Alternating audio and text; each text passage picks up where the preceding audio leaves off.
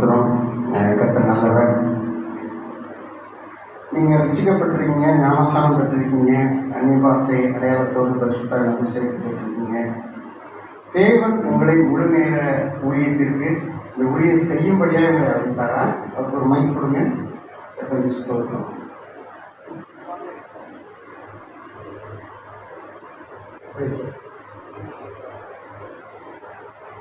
கர்த்தர் உங்களை ஊழியத்திற்கு அழைத்தாரா? ஆமாம், அல்லேலூயா. கர்த்தர் சொல்ற முழு வேதாகமும் பரிசுத்தாவினால் ஏற்பட்டு எழுதப்பட்டிருக்கிறது என்று விசுவாசிக்கிறீர்களா? ஆமாம். திருத்துவத்தில் ஒருமை, ஒருமையில் திருத்துவம் என்ற வேதம் சொல்லுகிற சாத்திரத்தை ஒப்புக்கொள்கிறீர்களா?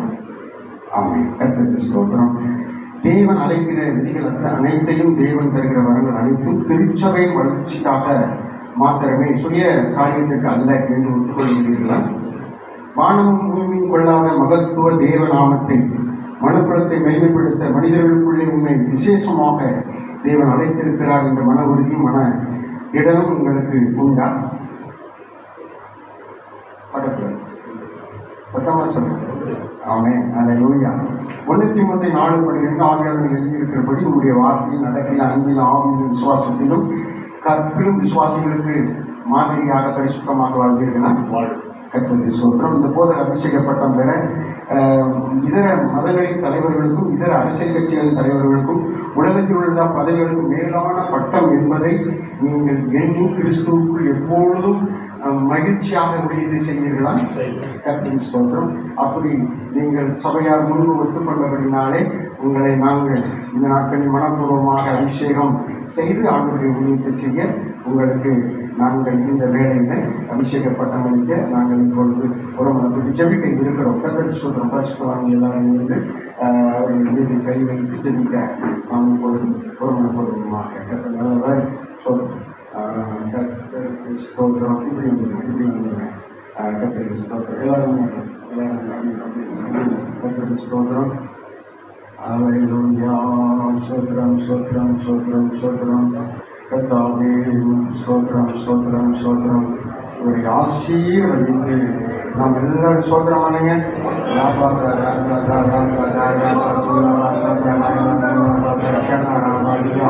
ஆசீர்வதிக்கிறோம்.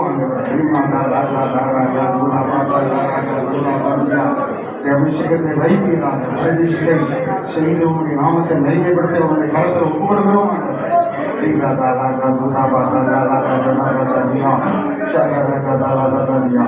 நாங்கள் எல்லாரும் ஜெபிக்கும் போது நம்முடைய ஐக்கியத்தினுடைய துணை தலைவர் அருமையான டேவிட் பாண்டியன் ஐயா அவர்கள் ஜெபிப்பாங்க.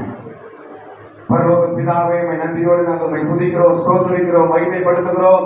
அருமையான ஆண்டவரே, ஊழியரை உடைய கரத்துல தாவீதை அபிஷேகம் பண்ணின தேவன், ஆண்டவரே கர்த்தாவை பரிசுத்தவான்களை அபிஷேகம் பண்ணின தேவன், இந்த நாளிலே பரிசுத்தவான்கள் மத்தியிலே, தேவ ஊழியர்கள் மத்தியிலே, தேவ ஊழியர் செப ஐக்கியத்தின் மூலமாக பிதா குமாரன் பரிசுத்தாவின் நாமத்தினாலே நாங்கள் இவர்களை ஆண்டவரே அபிஷேகம் பண்ணும்படியாய் கூடியிருக்கிறோம். ஆண்டவரே, உங்களுடைய ஆசீர்வதிக்கிற கரம், உங்களுடைய பாதுகாக்கிற கரம், உண்மை வழிநடத்துகிற கரம், ஆண்டவரே வல்லமையாய் ஆண்டவரே நடத்துகிற கரத்தை ஒப்புக்கொடுத்து நாங்கள் இயேசு கிறிஸ்துவின் நாமத்தினாலே இந்த நாளிலே ஜெபித்து ஆண்டவரே நாங்கள் ஆசீர்வதிக்கிறோம். ஆண்டவரே தொடர்ந்து காரியங்களை செய்ய நாமத்தை மகிமைப்படுத்துவோம்.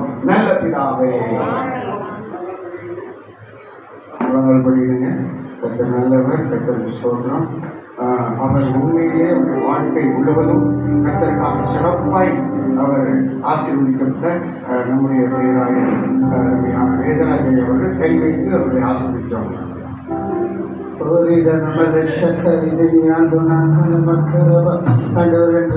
அபிஷேகித்த தேவன், ஆடுகளை மேய்த்தவனை ஆண்டவரை மதை மீட்க வைத்து ராஜாவை அபிஷேகித்து வைத்தது போல மகனை மாசுவதை நோக்கத்தோடு அழைக்கிறோம். அடுத்த நோக்கத்தில் சித்தத்தை நிறைவேற்றிக் கொள்ளும்படியாக ஜெபிக்கிறோம். வார்த்தையிலும் நடக்கையிலும் அன்பிலும் கற்பிலும் விசுவாசத்திலும் மற்றவர்களுக்கு மாதிரியாக ஊழியத்தின் பாதையிலே, நித்திய பாதையிலே, நிரந்தர பாதையிலே பரலோக ராஜ்யத்தை கண்டு ஆத்மாக்கள் ஆதாயப்படுத்தி ஒரு சந்ததியை கொண்டு வர கிருபை தாரும். பிதா குமாரன் பரிசுத்தாவின் நாமத்தினால் அபிஷேகத்தை ஆசீர்வதிக்கிற கிருபை நித்தமும் நடத்தும். ஆங்கிலிக்க சபையினுடைய பேராயர் அருமையான மார்ட்டினை அவர்கள் அவருக்கு எண்ணெய் வார்த்து அவருக்காக ஜெபிப்பார்கள். ஆண்டவரே, சகோதரர் எந்த கருத்தில் ஒவ்வொரு ஆண்டவரே, நீங்கள் ஊழியத்திலிருந்து அவரை பிரித்தெடுத்து திருச்சமூகத்தில் படுத்துகிறதுக்காக நன்றி செலுத்துகிறோம். ஆண்டவரே, இன்றைக்கு சாலமன் தீர்க்கதரிசி மூலமாக அங்கே தாவீதை அபிஷேகம் பண்ண தேவன், அந்த தைல பூவினாலே அபிஷேகம் பண்ண தேவன், என்மையான இவரை பிதா குமாரன் பரிசுத்தாவினாலே இந்த எண்ணெயினாலே அபிஷேகம் பண்ணி ஊழியத்துக்கு என்று பிரித்தெடுத்து உமது கருத்தில் ஒப்பு கொடுக்கிறோம். ஆண்டவரே, இதிலிருந்து அவர் உமக்கு ரெவரன் என்று அவரை அழைக்கத்தக்கதாக சமுதாயத்திலே அவரை எடுத்து பயன்படுத்தி அவருக்கு கொடுத்த பணியத்தையும் அவருக்கு கொடுத்த ஆடுகளை திறமையோடு நேர்மையோடு நீதியோடு நெறியோடு அந்த ஆடுகளை மேய்க்கத்தக்கதாக அந்த பலனை அவருக்கு ஓட்டுங்க. அபிஷேக ஆசீர்வதிக்க பாதுகாருங்க, பலப்படுத்துங்க. அந்த தீர்க்கதரிசி மூலமாக அபிஷேகம் பண்ணப்பட்ட நாங்களும் ஊழியக்காரர்களாக பேராயர்களாக பிரதம பேராயர்களாக நாங்கள் ஒன்றாக வருமானப்பட்டு தன்மையான ஊழியக்காரரை பிதா குமார பரிசுத்தாவினரை அபிஷேகித்து ஊழியக்காரனாக பிரதிஷ்டை பண்ணுகிறோம். இயேசு நாமத்தில் ஜெபிக்கிறோம்.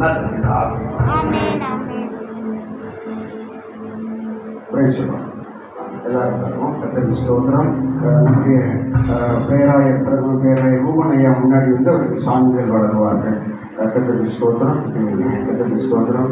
கர்த்தர் நல்லவர். ரூபனையா வந்திருக்காங்களா? ஆமாம், வாங்க வாங்க வாங்க. கர்த்தருக்கு ஸ்தோத்திரம். இந்த பக்கம் கர்த்தருக்கு ஸ்தோத்திரம். ஜெனரல் செக்ரட்டரி ஐயா அவர்களும் சான்றிதழ் வழங்குவார்கள். ஸ்தோத்திரம் ஸ்தோத்திரம் ஸ்தோத்திரம் ஸ்தோத்திரம். இவர் இன்று முதல் சபை மேய்ப்பராக ஐக்கியத்திலே இணைந்து செயல்பட்டு, அது மாத்திரமல்ல, இவர் வாழ்நாள் முழுவதும் தேவனுக்காக செயல்படுவார். எல்லார் கரங்களை தட்டி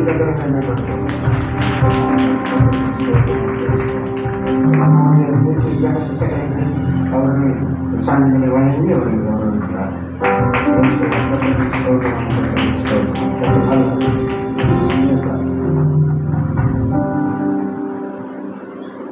நல்லவர்.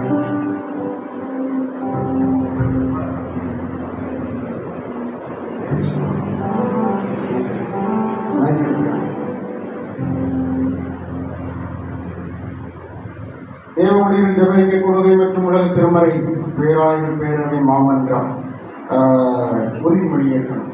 சரியா? நான் சொல்லுறேன் ஒரு சொல்றேன். திருத்துவர் தெய்வம் பிதாகுமாரன் பரிசுத்தாவியானவர் பரிசுத்தாவியாகிய நித்தியமாக இருக்கும் ஒரே உண்மையான தெய்வத்தை நான் விசுவாசிக்கிறேன் என்று அறிவிக்கிறேன். நான் சொல்லுங்க. திருத்துவர் தெய்வம் பிதாகுமாரன் பரிசுத்தாவி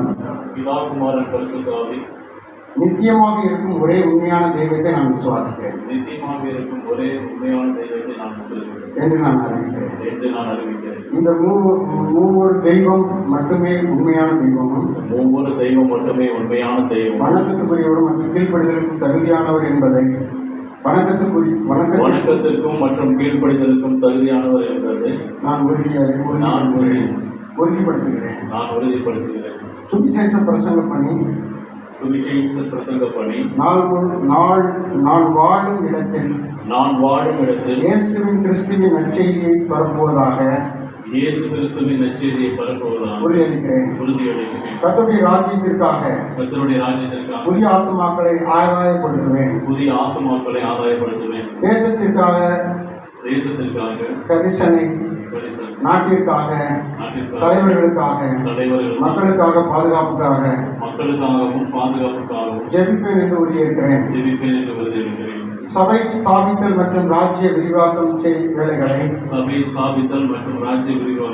வேலைகளை தேவாலயங்களை ஸ்தாபிக்கவும் பூமியின் கர்த்தரின் ராஜ்யத்தை ஸ்தாபிக்கவும் உறுதியளிக்கிறேன். உறுதியளிக்கிறேன். சட்டங்கள் மற்றும் ஆட்சிக்கு மரியாதை சட்டங்கள் மற்றும் ஆட்சிக்கு மரியாதை வசிக்கும் நாட்டில் சட்டங்களின்படி அதிகாரங்களை மதித்து நேர்மையாக அரசாங்கத்திற்கு செய்வேன் என்று உறுதியளிக்கிறேன்.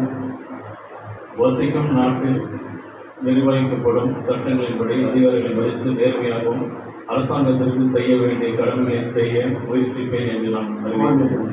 சமூகம் மற்றும் பொருளாதார நலன்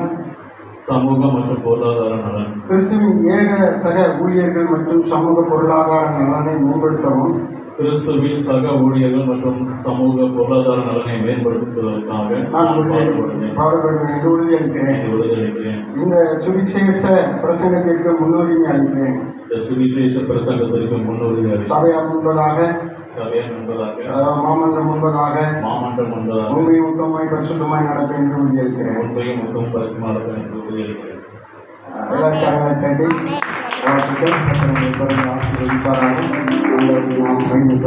இப்போது நாம் செய்திக்கு நேராக கடந்து செல்ல இருக்கிறோம். அவர்கள் அதற்கு முன்பு அவங்க குழுவினர் பாடல் பாடுவாங்க.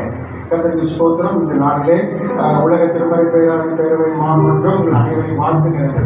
ஆண்டவர் தொடர்ந்து உங்களை ஆசீர்வதிப்பாராக. நம்முடைய மத்தியிலே இன்றைக்கு ஸ்தோத்திரம் சுவிசேஷகர் டேனியல் ராஜு ஐயா அவர்கள் வந்திருக்கிறாங்க. அவர்களோடு கூட அருமையான ஸ்தோத்திரம் ஸ்டாரி கோல்டா அவருக்கு குழுவினர் வந்திருக்கிறாங்க. இவர்கள் எனக்கு அறிமுகம் செய்து உங்கள் மத்தியிலே ஸ்தோத்திரம் இந்த தினத்திலே கொண்டு வந்தவர் நம்முடைய ஸ்தோத்திரம் பாஸ்டர் அருமையான ஸ்தோத்திரம் ஸ்தோத்திரம் தாமோதரன் ஐயா அவர்கள் பாருங்க, உடனே வரல. தாமோதரன் ஐயா அவர்கள் நம்ம ஊழியத்தில் ரொம்ப சிறப்பாக செயல்பட்டு கொண்டிருக்கிறார்கள். அதற்காக தாமோதரன் ஐயாவுக்காக குடும்பத்துக்காக நான் கர்த்தரை ஸ்தோத்திரிக்கிறேன். அவர் மூலமாக அறிமுகமானார்கள். ரொம்ப சந்தோஷம். இப்பொழுது அவர்கள் தொடர்ந்து இந்த காரியத்தை செய்வதற்கு முன்பு அவர்களை நாம் கனம் பண்ணும்படியாக விரும்புகிறோம். ஸ்தோத்திரம். முதலாவதாக நம்முடைய செய்தியாளருக்கு சாதனை அணிவிக்கும்படியாக நாம் இந்த நேரத்தில் ஒருவனை கொள்வோம். ஐயா அவர்கள் நாம்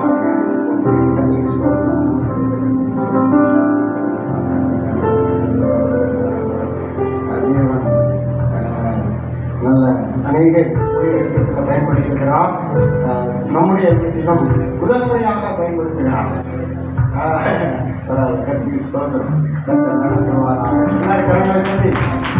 மேம்படுத்துவோம். அது போல நம்முடைய பேராயர் கலாமா பேராயர் செல்லாராணி அவர்கள் சாமியின் பேசப்படுத்துவார்கள். ஸ்தோத்திரம். நல்ல சகோதரிகள் ஆராதனை நடத்துகிறவர்கள் ஐயாவோடு இணைந்து இந்த பேராயர் கலாமா அவர்கள் சோதரர் 2 பேருமாங்க. ஆமே. எல்லாரும் கரங்களை தட்டி கத்திர மேம்படுத்துவோம். கடந்த நாட்கள் குடும்பத்தை வட்டாரத்தில் அருமையாய் பாடி ஆராதனை செய்து தேவநாமத்தை மையப்படுத்தினார்கள். இன்றைக்கு நம்முடைய மத்தியில் வந்திருக்கிறாங்க. தேவன் தொடர்ந்து அவர்களை ஆசீர்வதிக்கிறார்கள். எல்லாரும் கரங்களை தட்டி கத்திர மேம்படுத்துவோம். அருமையான ஐயாவுடைய சகோதரி மகன் ரொம்ப சந்தோஷம். இப்பொழுது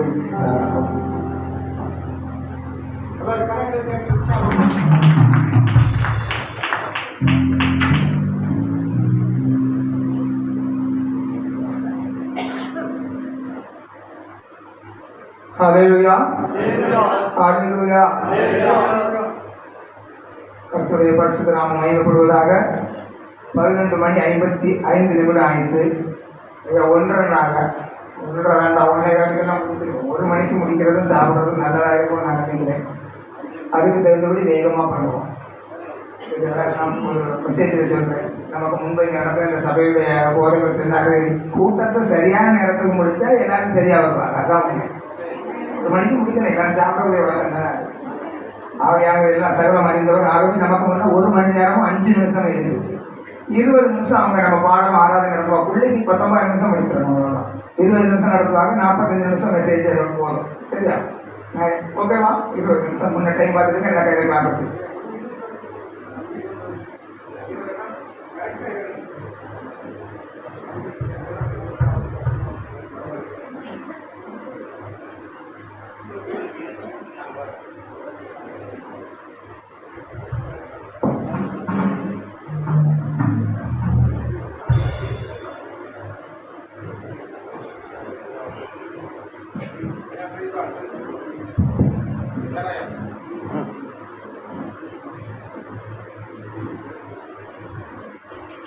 ஹalleluya ஹalleluya. சந்தோஷம் மனமகிழ்ச்சியான இந்த பகல் பொழுதிலே ஷாரோன் இவாஞ்சலிக்கல் யூத் சர்வீஸ் ஊழியர்களின் சார்பாக உங்கள் அனைவரையும் வாழ்த்தி வரவேற்றுக் கொள்கிறோம். எங்களுடைய ஊழியம் தொடங்கி இது என் சகோதரன் வாலிப பருவத்திலே ஆரம்பித்த ஊழியம். வாலிபனாக இருந்த காலத்திலே யூத் இவாஞ்சலிக்கல் சர்வீஸ் என்று ஆரம்பித்தார்கள். இன்றைக்கும் யூத்தாகவே இருந்து அந்த ஊழியர்களை செய்து வருகிறார்கள். நம்முடைய சமூகத்திலே நாங்கள் சாட்சியை நிற்பதற்கு இந்த ஆதாரம். நீங்களும் எங்களோடு சேர்ந்து அந்த நாமத்தை மகிமைப்படுத்தும்படியாக அவரை மகிமைப்படுத்துகிறேன். ஒரு சின்ன வார்த்தையை சொல்லி உங்களோடு பாடலை பாடி கடந்து செல்கிறேன். ஒரே ஒரு கடந்த ஜனவரி மாதம் கடைசி நாளிலே பட்டுக்கோட்டையிலே ஊழியர் மீட்டிங் முடித்து கடந்து வந்து அதிகாலையிலே படுத்திருக்கும் போது ஒரு தரிசனம். அது ஊழியர்கள் எல்லாரும் வந்து வேகமாக செயல்பட வேண்டும் என்று இதுவரைக்கும் அப்படியான தரிசனங்களை நான் பார்த்ததில்லை. எனக்கு முதலாவதாக ஊழியர்கள் வேகமாக செயல்பட வேண்டும் என்று ஒரு வார்த்தையில் அது அதிகாரப்படுத்தப்பட்டதா இருந்தது. அது எதனால் என்று சொல்லி காரை போல வேகமாக செயல்பட வேண்டும், காரை போல வேகமாக செயல்பட வேண்டும் என்று எனக்கு அது என்னுடைய தரிசனத்திலே கண்டு அது மறைந்தது. இப்போ அதை குறித்து வேதத்தை எடுத்து தியானிக்க ஆரம்பித்தேன். இது கார் என்றால் காரை போல ஊழியர்கள் வேகமாக செயல்பட வேண்டும் அப்படின்னு சொல்லிட்டு அடுத்த நாளில் அந்த வேதத்தை எடுத்து உடனே எழுதி வச்சுட்டேன். ஏன்னா நமக்கு அந்த தரிசனம் மறந்து போயிடக்கூடாதுன்ட்டு காரை போல ஊழியர்கள் வேகமாக செயல்பட வேண்டும், இதற்கு என்ன என்று எழுதி வைத்துவிட்டு அடுத்த நாளில் வேதத்தை எடுத்து தியானிக்கும் பொழுது ஆதியாகமம் 6வது அதிகாரம் 14வது வசனத்தை எனக்கு ஆண்டவர் காண்பித்தார். மற்றும் யாத்ராகமம் 2வது அதிகாரம் 14வது வசனம், ஆதியாகமம் 11வது அதிகாரம் 3வது வசனம். இதை குறித்து நாம் பார்ப்போம்னு சொல்லியாச்சுன்னா உலகத்திலே ஆண்டவர் அழகாக படைத்த உலகத்திலே பாவம் மனிதனுடைய பாவம் பெருகின போது அந்த பாவத்தினாலே உலகத்தை அழிக்கணும்னு சொல்லிட்டு ஆண்டவர் திட்டம் கொண்டவராய் நோவாவிடத்திலே சொல்றாரு, நீ குப்பை மரத்துல ஒரு கேளையை உண்டு பண்ணு, அதை வந்து எல்லாவற்றினாலும் எப்படி எப்படி செய்யணும்னு திட்டம் கிரமத்தையும் சொல்லிட்டு கீழினாலே அதை கீழினாலே அதை பூசு அப்படின்னு சொல்றாரு. அப்போ அந்த கீழ் என்பது உறுதித்தன்மையை கொண்டதா இருக்கிறது. அதிகமா அது சீக்கிரத்திலே அது பற்றி பிடிக்கும். அதுதான் அந்த தன்மையா இருக்கிறது. அடுத்ததாக யாத்ராகமம் 2வது அதிகாரம் 3வது வசனத்தை பார்க்கும்பொழுது மோசே வந்து பிறக்கிறார். அவருடைய அந்த ராஜாவினாலே 2 வயதுக்கு உட்பட்ட பிள்ளைகள் எல்லாம் அழிக்கப்பட வேண்டும் என்று சொன்னபொழுது ஒரு நாணல் கட்டியை செய்து அதை பிசிலும் கீழினாலே பூசுகிறார் தன்னுடைய தாய். அப்போ பார்க்குறோம் அந்த கீழ் வந்து அதை எவ்வளோ பக்குவமா பற்றி கொள்ளுமோ அப்பொழுதுதான் அந்த தண்ணீர்னாலே அது பாதிக்கப்படாது என்பதை குறிக்கிறது. அதற்கு அடுத்ததாக ஆதியாகமம் 11:3வது வசனத்தை பார்க்கும்போது ஜனங்களுடைய பாவம் ஜனங்கள் வந்து பாப்பை கோபுரத்தை கட்டும்படியால் அவர்கள் வந்து ஒருமனப்பட்டு அந்த பாப்பை கோபுரத்தை கட்டும் பொழுது சாந்து நிலக்கீழே உபயோகித்தார்கள் சொல்லி இன்னைக்கு நம்ம சாந்து உபயோகிக்கிறோம், அன்னைக்கு நிலக்கீழே உபயோகித்தார்கள் என்று பார்த்தோம். அந்த நிலக்கீழும் அதிகமாக உறுதித்தன்மை கொண்டது. இது எல்லாவற்றையும் சேர்த்து பார்க்கும் பொழுது அவர் சொன்ன தரிசனம் என்னன்னா ஊழியர்கள் வந்து அந்த உறுதித்தன்மை கொண்டவர்கள். அநேக நேரங்களில் சத்துவாயை சாத்த நம்மை வந்து சோர்ந்து போக பண்ணுவாங்க. இந்த சூழ்நிலையிலே நம்ம எப்போதும் சோர்ந்து போகாதபடிக்கு அவருடைய ஊழியத்தை உறுதியோடு செய்ய வேண்டிய இந்த தரிசனத்தோடு இந்த ஊழியங்களை செய்ய அவருடைய ஆசிரியர்கள் ஒரு சில பாடல்களை பாடி என்னுடைய நாமத்தை மகிமைப்படுத்துவோம். என்னுடைய தீம் சாமி ஆரம்பிச்சு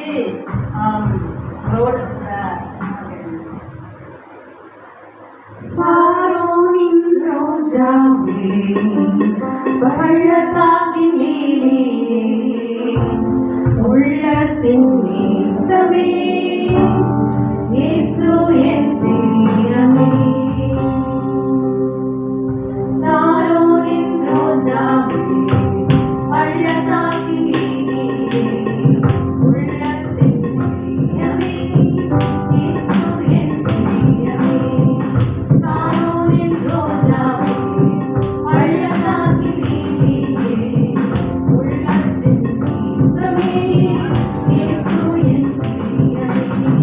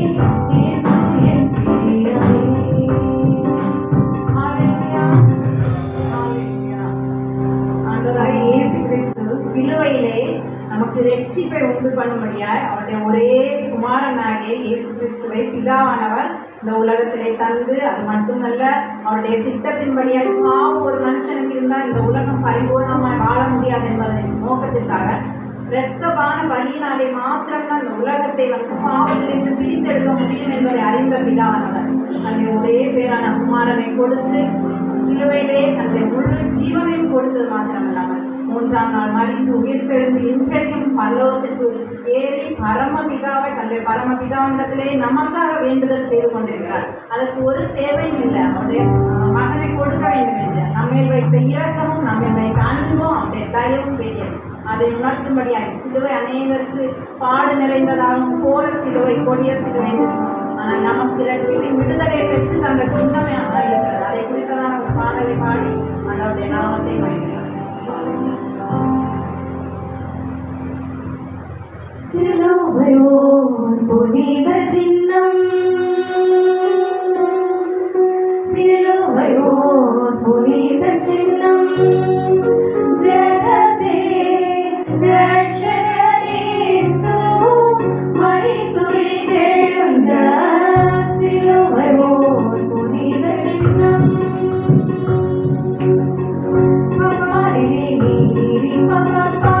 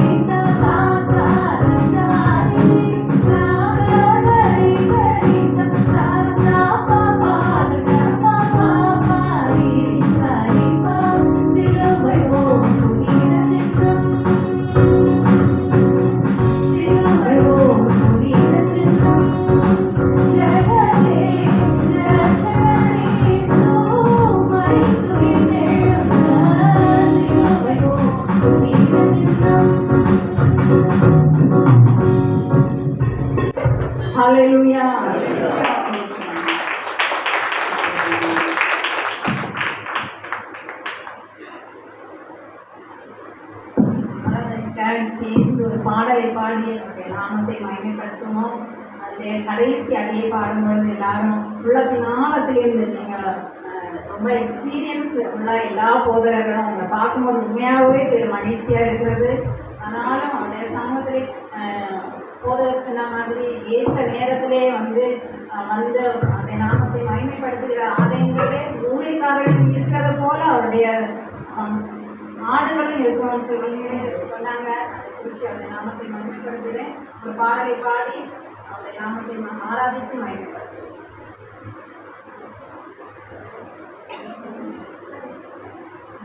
தேவரீ நீ சகலமும் செய்ய வல்லவரா, தேவனே உமக்குமான தேவன் யார்? தேவரீ நீ சகலமும் செய்ய வல்லவரா, தேவனே உமக்குமான தேவன் யார்? தேவரீ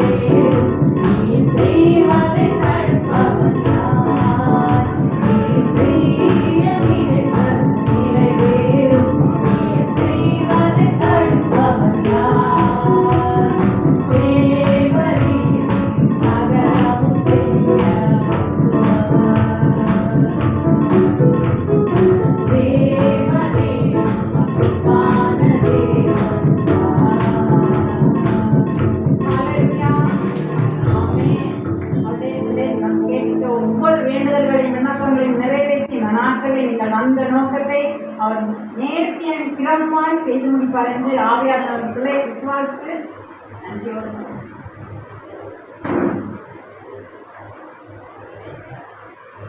ஹalleluya ஹalleluya ஹalleluya. நாளிலே ஐயாவுடைய வேண்டுதல்படி நாளிலே அழைப்பு கிடைத்து நாளிலே இந்த இடத்துல வந்து நல்ல ஒரு செய்தியை கொடுக்க முடியாது. என்னால் வர முடியாத சூழ்நிலை. என் மனைவி உடல் செய்யலை மருத்துவ போயிட்டு எங்கள் மருமகனாக விட்டு எவரையாவது ஒரு குரலை கேட்க வேண்டும் என்று சொல்லி எங்கள் ஆசை. கொஞ்ச நேரம் பேசுவே என்னோடு பேச ஆசையாயிருக்கிறேன். கொஞ்ச நேரம் பேசுவே என்னோடு பேசும் ஆசையாயிருக்கிறேன். உம்மோடு பேசிட ஆசை, உம் குரல் கேட்டிட ஆசை, உம்மோடு பேசிட ஆசை, உம் குரல் கேட்டிட ஆசை. கொஞ்ச நேரம் பேசுவே என்னோடு பேச ஆசையாயிருக்கிறேன். கொஞ்ச நேரம் பேசுவே என்னோடு பேசும் ஆசையாயிருக்கிறேன். பேசும் பேசும் பேசும் ஏசைப்பா, பேசும் பேசும் பேசும் ஏசப்பா. கொஞ்ச நேரம் பேசுவே உம்மோடு பேசும் ஆசையாயிருக்கிறேன். கொஞ்ச நேரம் பேசுவே என்னோடு பேசும் ஆசையாயிருக்கிறேன். கர்த்தாவே ஸ்தோத்திரம், நன்றி செலுத்தும். இவர் பேசுகிற வார்த்தை கர்த்தர் நாளிலே ஆசீர்வதிக்கிறார். அக்கினி ஜீவாய் வார்த்தைகள் புறப்பட்டவர கர்த்தர் அவர்களை நித்தமும் நடத்தி அவருக்கு நாளிலே பேசுகிற வார்த்தை நன்மை நிற்பமுறையாக நாங்கள் ஜெபிக்கிறோம். ஆசீர்வதி இயேசு நடப்பதவே ஆமென். ஹalleluya ஹalleluya. இதுக்கான ஒரு 1/2 மணி நேரம் காட்டுறேன். கரெக்டாக மைக்கு ஒன்றா வந்து சரி. எல்லாரும் மகிழ்ச்சியாக இருக்கிறீங்களா?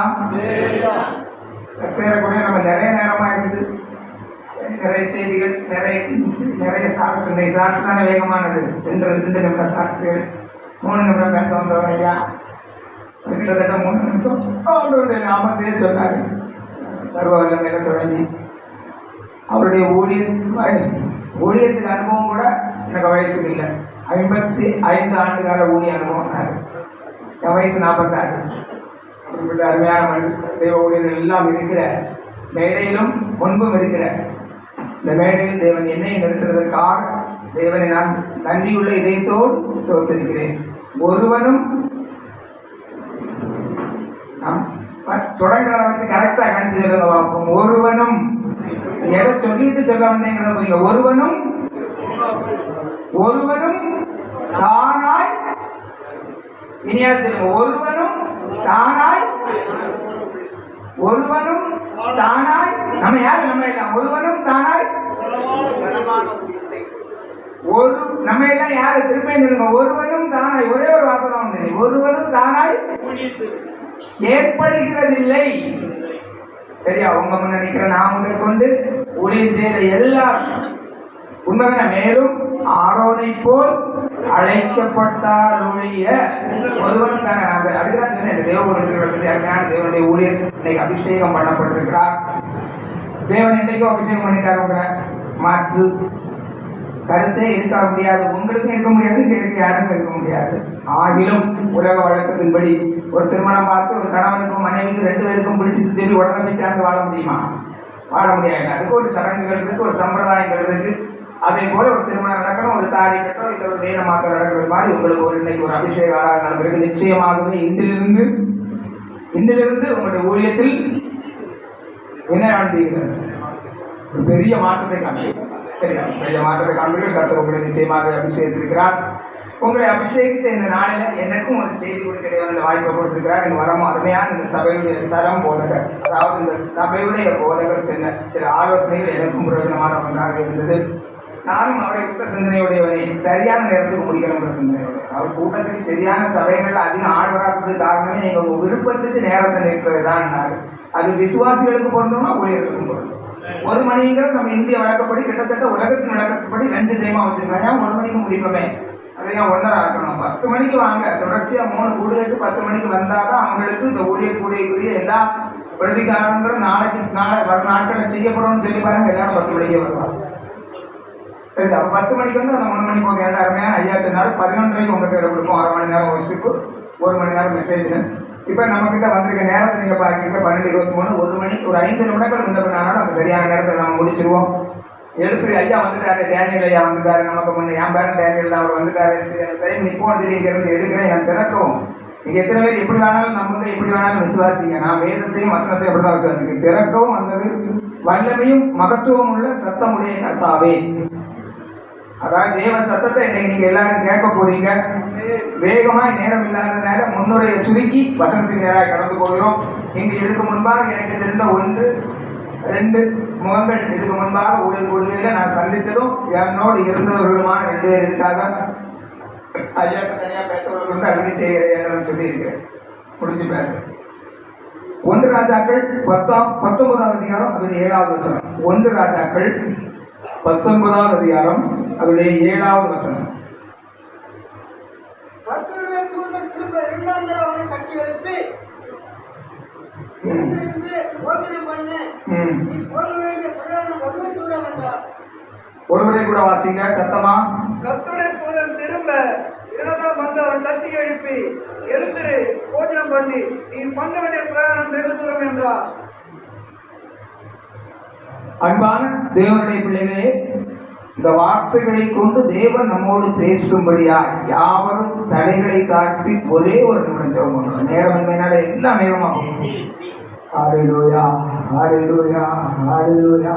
எங்கள் தெய்வமே உமக்கு ஸ்தோத்திரம் ஆண்டவரே, எங்கள் தெய்வமே உமக்கு ஸ்தோத்திரம். கடந்து வந்திருக்கிற ஊழியர்கள் ஒவ்வொருவரும் உடையவர்களையா, அடிமை உடையவன் அடிமை மறைத்து நிர்வகிப்படும்.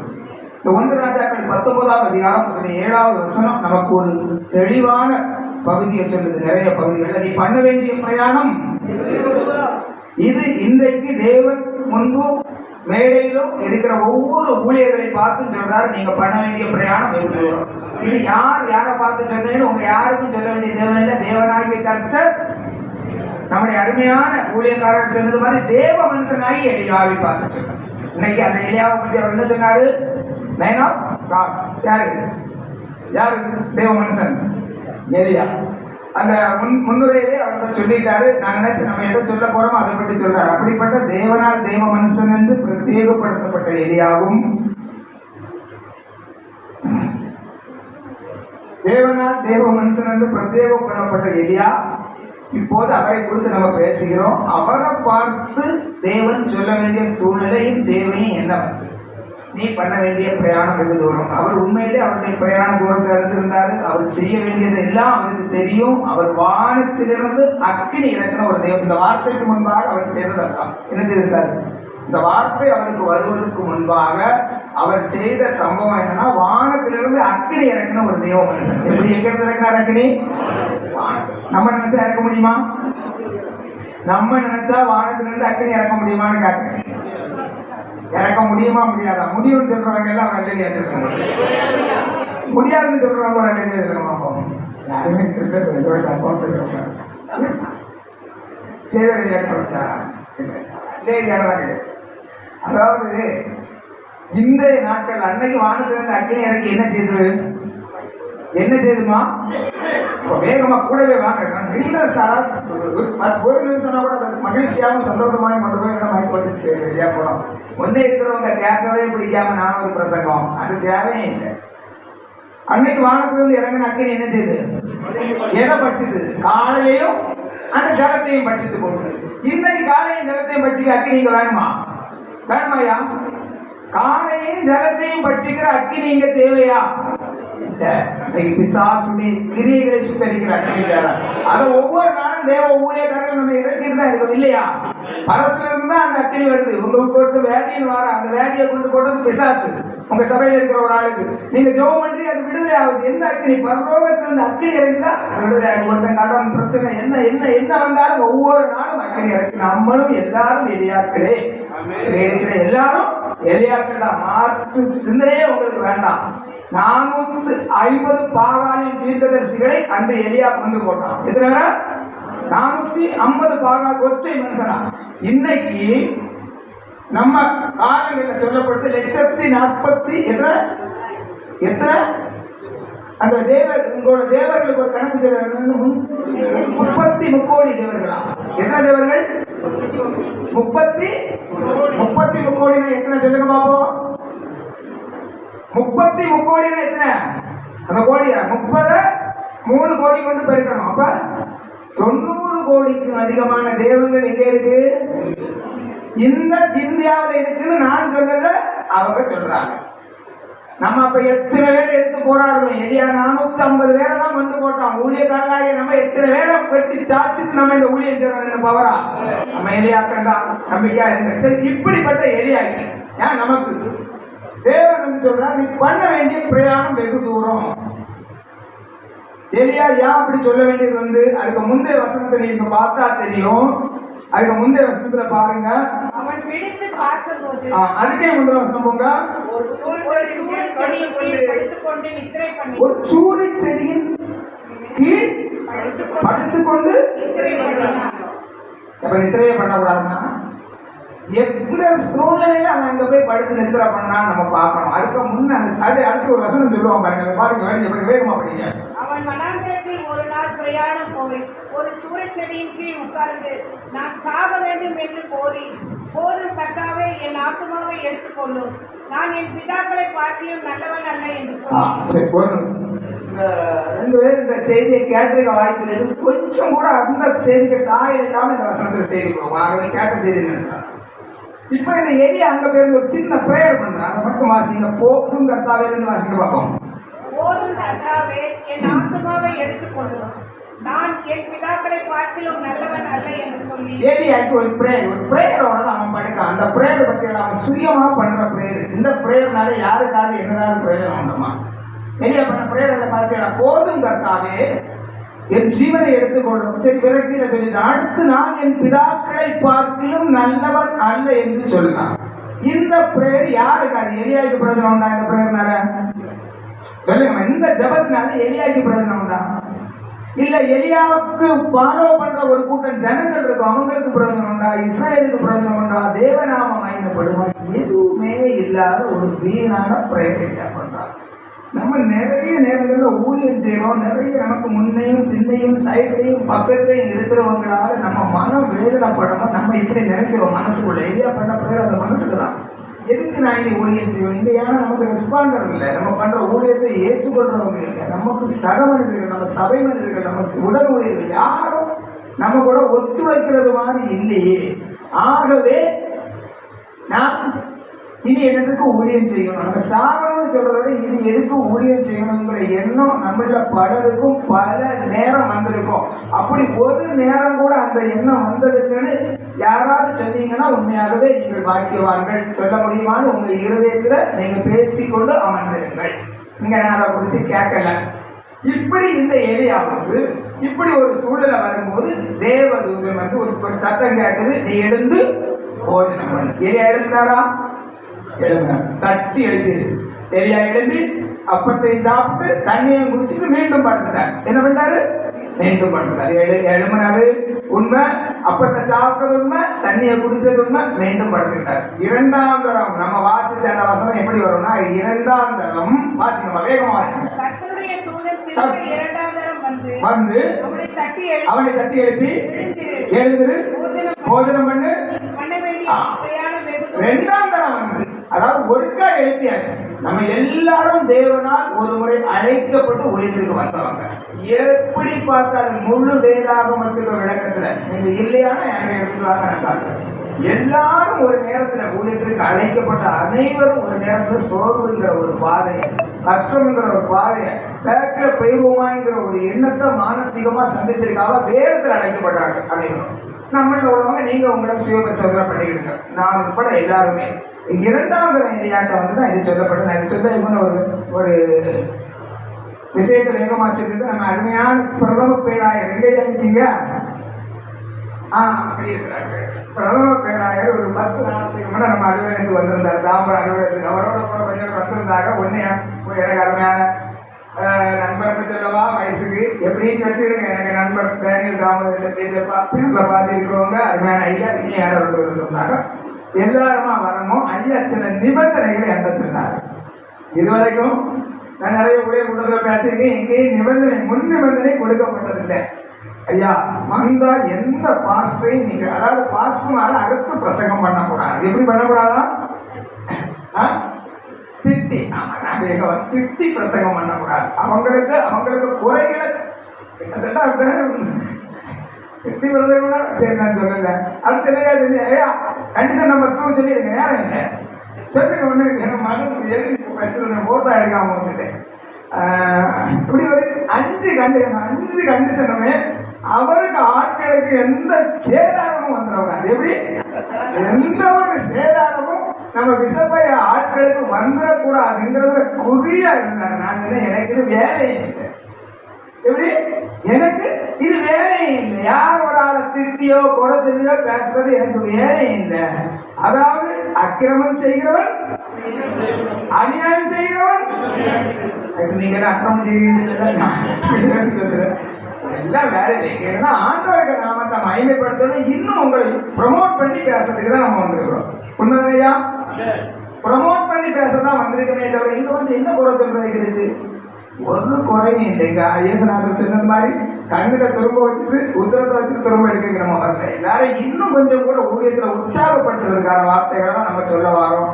ஆகவே ஐயாட்ட நான் சொன்னேன், இதுவரைக்கும் நான் ஐயா அப்படி சொன்னேன்னு கேட்டேன். யாரோ ஒரு உமன், ஒரு லேடி ஒருத்தர் கூப்பிட்டாங்களாம். வந்து எல்லாரையும் அவங்க காயப்படுத்திட்டு போயிட்டாங்க ஐயா அப்படின்னு. அந்த லேடியை கூப்பிட்டது கொஞ்சம் தப்பு. எப்படி நேரத்தில் விளக்கம்லாம் நம்ம பிரசங்கத்துக்கு வரல. சரியா? அதை பற்றி விளக்கம் நிறைய சொல்லணும். வேறத்தில் வெளிச்சத்தில் இருந்து சரி போய் அது வேண்டாம்.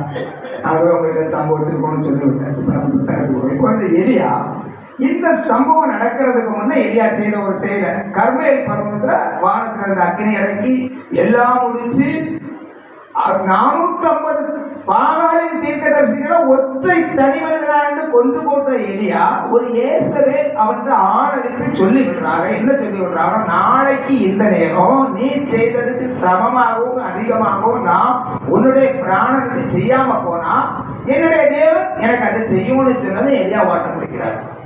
யாரு சொன்னது? எலியா முந்தின நாள் என்ன செய்திருக்கிறாரு? முந்தின நாள் ஆகாபுக்கு முன்ன வச்சு 450 பேரை கொண்டு போட்ட துணிச்சலும் சாமர்த்தியமே இருந்தது. ஒரு இஸ்ரவேலர் கூட அவங்க கூட சப்போர்ட் இருந்ததா வேணுக்கு எழுதியிருக்கா? இல்லை, பிடிச்செடுத்து கொடுத்தாங்க.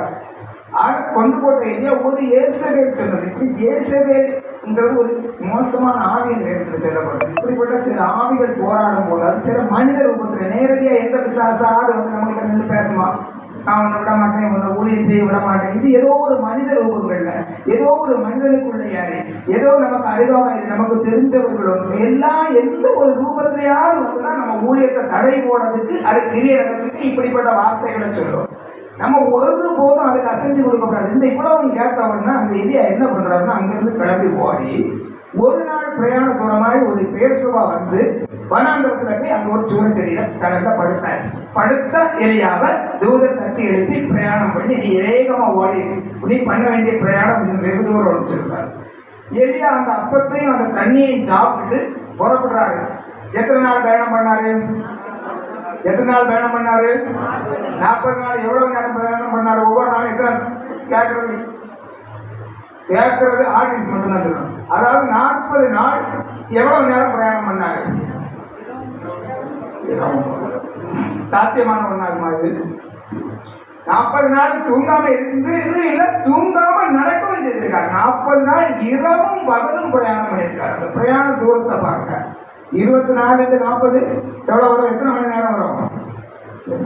1000க்கு 40 மணி நேரம் வரும். 960 மணி நேரம் பிரயாணம் பண்ணியிருக்காரு தொடர்ச்சியா.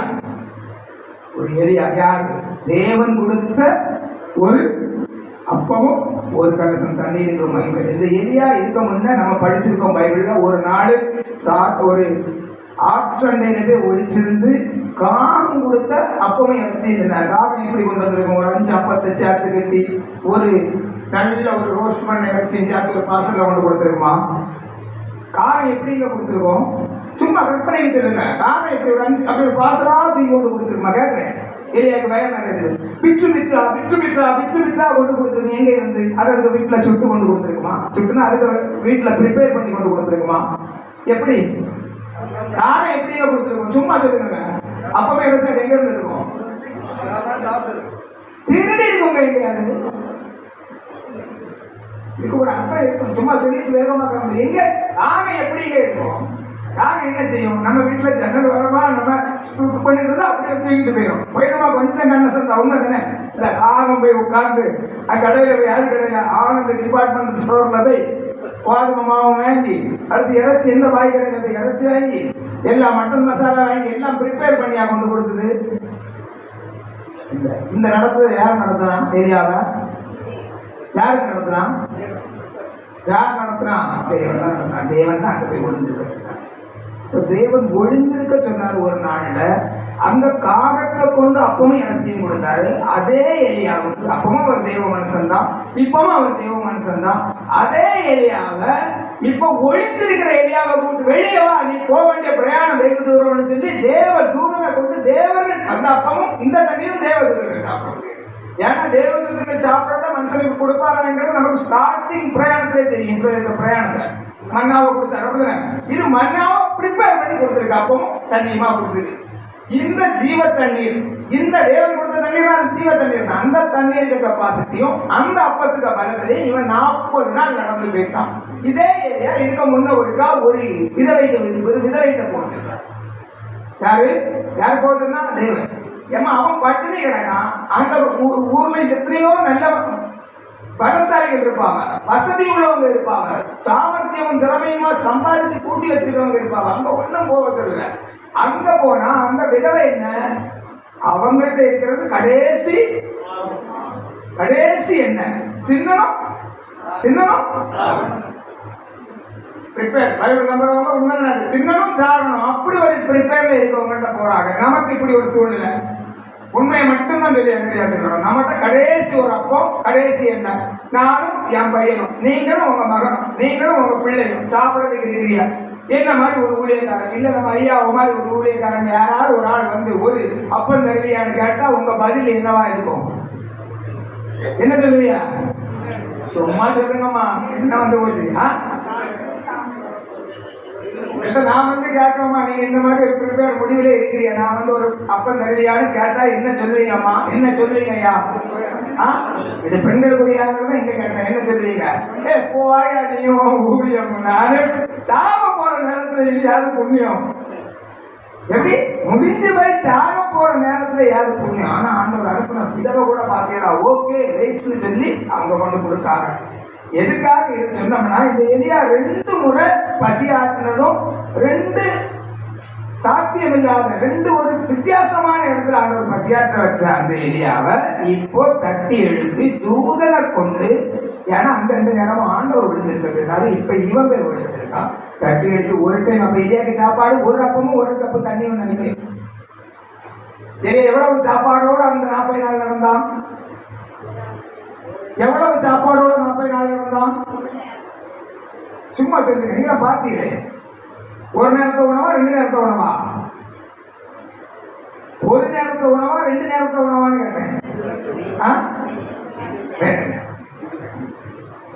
இன்ட்ரெஸ்டிங்கா போட்டு மெசேஜ். ஏன்னா ஒருக்கா சாப்பிட்டு படுத்துக்கிட்டா பிள்ளை எழுந்து சாப்பிட்டு கிளம்பி போறான். அப்ப 2 நேரம் சாப்பாடோட 40 நாள் நடந்து இல்லையா அங்க போய் ஒரு கேள்வியில போய் உட்கார்ந்தான். அதுவும் ஆண்டவருக்கு தீர்மானத்தின்படியான வீடு எழுதியிருக்கா?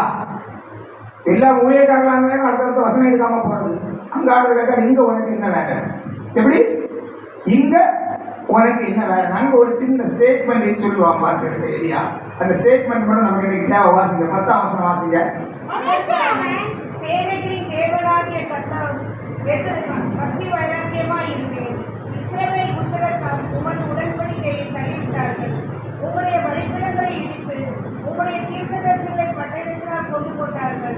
நான் ஒருவன் மாத்திரம் மீதியாய் இருக்கிறேன். என் பிராணனையும் வாங்க தேடுகிறார்கள் என்றான். அவன் ஒருத்த மாத்திரம் இருக்கேன். நான் பக்தி வைராக்கியமா இருக்கேன். அவனுக்கு சுயத்தை அவன் சொல்றான். நான் எதுக்கு செய்தேன், ஏன் பிராணனே உங்க உனக்கு என்ன வேலைன்னு கேட்டதும் அவன் வருஷ எல்லாம் சொல்லிட்டு நான் ஒருவன் மாத்திரம் இருக்கேன், என்னையும் கொல்ல போறாங்க, ஆகவே நான் வந்து இங்க இருக்கேன். இங்க என்ன வேலைன்னு கேட்டது அவன் சொல்ற பதில். அதை 14ஆம் வசனத்தையும் திருப்பி சொல்லுவான். நீங்க வாசிக்க வேண்டாம். அடுத்தும் அவனுக்கு கேட்க முடியும். என்னன்னா எலியாவுக்கு இந்த இடத்துல எல்லாம் நின்றுட்டேன். தட்டி எழுப்புறது 2 நேரம், சாப்பாடு கொடுத்தது 2 நேரம், எலியாவுக்கு ஆண்டவர் நீ என்னத்துக்கு இங்க இருக்குன்னு கேட்டது 2 நேரம். தெளிவா பாத்தீங்க, எல்லாம் செகண்ட் டைம் வருது, எல்லாம் 2 நேரம் வருது. பிரத்யேகமாய் கிறிஸ்பியனாகி எலியா, அதாவது உயிரோடு பரலோகத்துக்கு எடுத்துக்கொள்ளப்பட்டவர். மாற்று சிந்தனையில வேதம் சொல்லுது. அப்படிப்பட்ட ஆண்டவர் பெறப்பட்ட 2 பேர் தான். அதாவது மனிதன் ஒரே தான் மறிப்பதும் பின்பு நியாயத்தீர்ப்பு அடைவதும். அந்த வேதத்துக்கு இலக்கணத்தையே முடிச்சு இனி வரக்கூடிய 2 சாட்சிகள் அவங்களா இருப்பாங்கன்னு வேதம் சொல்லுது. அந்த விளக்கத்துக்கு போவாங்க. இனி வரக்கூடியது இனி பிரசன்ட் டைம் வரைக்கும் மனுஷனுக்கு கொடுக்கப்பட்ட ஒரு இலக்கணம் என்னது? வேதம், பைபிள் சொல்லிருக்கிறது. மனிதன் ஒரே தான் மறிப்பதும் பின்பு அந்த இலக்கணத்தை உடைச்சு எரிஞ்சு உயிரோட பரலோகத்துக்கு எடுத்திருக்காரு. அப்ப எவ்வளவு பெர்ஃபெக்டா அந்த ஏரியா இருந்திருக்கணும்னு பாருங்க. எவ்வளவு பெர்ஃபெக்டா ஊழியம் செய்திருக்கணும். இந்த ஏரியாவுக்காக நம்ம பேசிட்டு இருக்க சோர்வு, நம்ம பேசிட்டு இருக்க இந்த பிரச்சனை, நம்ம பேசிட்டு இருக்க இந்த எல்லாவற்றையும் 2 தடவை ரிவைன் பண்ண வேண்டியது. ஒற்றை தடவை ஒரு வார்த்தையில ஏரியா இப்படி ரெடி ஆயிடல. ஒருக்கா தட்டி எழுப்பி சாப்பிட்டு கிளம்புனா பின்னையும் பண்ணிருக்கலாம். 2வது சாப்பாடு குடிக்கிறது. ஒருக்கா உனக்கு என்ன வேலை கேட்டா சுய பெருமை சொல்றான், கரெக்ட காரணம் சொல்றான். 2வது கேட்டப்பறம் அதே வசனம் 14 வரும். உங்களுக்கு தெரியும். நான் இதுக்கு 2 தடவைங்கிறதுக்காக நம்ம சொல்றவங்க நம்ம வசனம் தெரிவிக்க வைக்க மாட்டோம். பாருங்க, அப்போ ஆண்டவர் சொல்றாரு, நீ புறப்படு. திரும்பவும் எங்க புறப்பட்டு அங்க போய் சொல்றாரு. என் வசனம் திரும்ப பாருங்க, பாருங்கம்மா, வாசிங்க. 15ஆம் வசனம் வாசிங்க. அப்பொழுது கர்த்தர் அவனை பார்த்து, நீ தமஸ்கு வழியாய் வனாந்தரத்துக்கு திரும்பி போய் தமஸ்கு வழியாக வனாந்தரத்துக்கு திரும்பி முதல்ல அவன் எங்க இருந்து புறப்பட்டான்னு பாருங்க. முதல்ல எங்க இருந்து புறப்பட்டான்னு பாருங்க. பைபிள் எது பாருங்க. பெயர் சபாவில கொண்டு அவனுக்கு வேலைக்காரனை நிறுத்திட்டு 1 நாள் பிரயாணமா வனாந்தரத்துக்கு போவான். ரிட்டன் எங்கதான் அவன் போராட வேண்டும். திரும்பவும் ஒருகோட வாசிங்க. தமஸ்கு வழியால் அவன் புறப்பட்ட இடத்துக்கே திரும்ப போச்சுட்டாச்சு. அப்ப இந்த 40 நாள் அவன் நடந்து ஒரு ட்ரைனிங் தான். 40 நாள் நடந்து ஒரு கெதியில போய் ஆண்டவர் அவனோட பேசியிருக்கார். ஆண்டவர் பேசுறதுக்காக மட்டுமே சில நேரம் சில இடங்கள்ல நம்மளை கூட்டிட்டு போவாருமா, சில இடங்கள்ல போக சொல்லுவார். வேற அதுக்கு எந்த பர்டிகுலர் காரணங்களும் இருக்காது. அதிகாலை இருட்டோடே எழுந்து ஆண்டவர் வனாந்திரமான ஒரு இடத்துக்கு போனார். யாரு? யார்கிட்ட பேசுறதுக்கு? தேவன்கிட்ட பேசுறதுக்கு, தேவனோட பேசுறது. தேவன்கிட்ட பேசுறதுக்கு தேவனும் பேசலாம் தானே. அப்போ இப்படி நிறைய நீங்க பைபிள பேசுவாங்க. இப்படி சில பர்டிகுலர் பிளேஸ்களில் கூட்டிட்டு எத்தனை நாள் நடந்துக்காங்க, திருப்பி அதே இடத்துக்கு ரிட்டர்ன் வந்துட்டாங்க. அப்போ 40 நாள் பிரயாணம் இருந்தானே நம்ம பார்வைக்கு இல்லையா. ஆனால் தேவன் பேசுறதுக்கு செலக்ட் பண்ண இடம். ஆனால் தேவன் பேசுறதுக்கு முன்னே அங்கே இருந்தாலும் நடந்து வரும் சம்பவம். அந்த 10ஆம் வசனத்துக்கு முன்ன வரும்.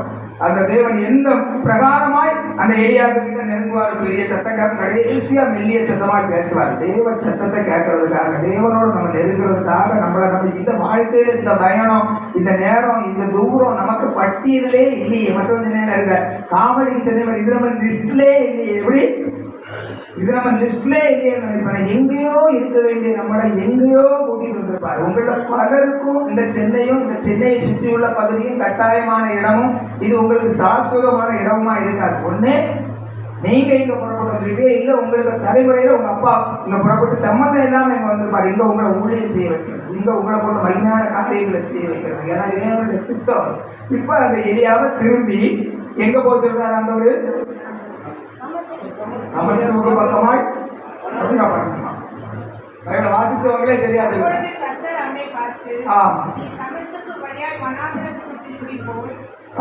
வனாந்திரத்துக்கு திரும்பி போய் அடுத்ததான் போற பேசுறார். தமஸ்கு வழியா எந்த வனாந்திரத்துல இருந்து வந்தியோ அந்த வனாந்திரத்துக்கு போய் செய்யணும் பாருங்க. ஆகவே எனக்கு அன்பான தேவனுடைய ஊழியக்காரர்களே, தேவ மனுஷன் அறியப்பட்டவர்களே, சொன்னது மாதிரி நம்ம எல்லாம் நம்ம என்ன நினைப்பாங்க? உங்க பக்கத்தில் இருக்கிறவங்க, உங்க அடுத்த வீட்டுக்காரங்க, உங்க சபைக்குள்ள விசுவாசிகள், ஒரு தேவனுடைய மனுஷன் இந்த நம்ம வாழ்க்கையிலேயும் சில நேரத்தில் சில விரக்திகள், சில சூழ்நிலைகள், சில சந்தர்ப்பங்கள் தேவனை விட்டு தூரமா போறதுக்கு, விலகி போறதுக்கு வரும். இயேசுவேலின் ஆவிகள் தெரிய செய்யும் போது, இயேசுவேலின் ஆவிகள் எழுந்து போராடும் போது, ஏன்னா எம்மானப்பட்ட எலியா, நான் மீண்டும் சொல்றேன், அன்றைய காலத்துல தனி ஒருவனான 450 பேரோடு போராடி ஜெயித்து பெரிய பெரிய காரியங்களை சமர்த்தனாய் செய்து, அது மட்டும் இல்லை, பாப்பா ரதத்தோட சேர்ந்து ஓடி இருக்காங்க. அந்த ரதத்துக்கு முன்ன ஓடி எங்க போயிடுவாரு இல்லையா?